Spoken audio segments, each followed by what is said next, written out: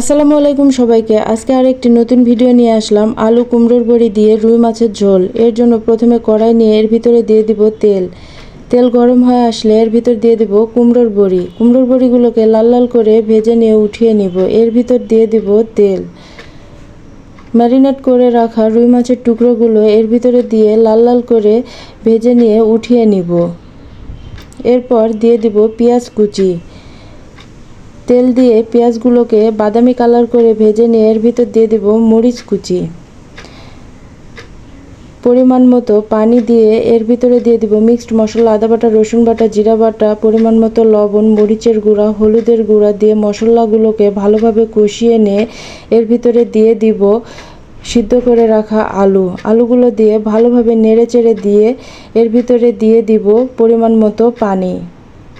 আলুগুলো সিদ্ধ হওয়ার জন্যে ঢাকনা দিয়ে কিছুক্ষণের জন্য ঢেকে দিয়ে এরপর ঢাকনা উঠিয়ে নিয়ে ভালোভাবে কষাবো। অনবরত 4-5 মিনিট ধরে কষিয়ে নিয়ে এর ভিতরে দিয়ে দেব ভেজে রাখা মাছের টুকরোগুলো দিয়ে এভাবে অনবরত কষিয়ে নিব।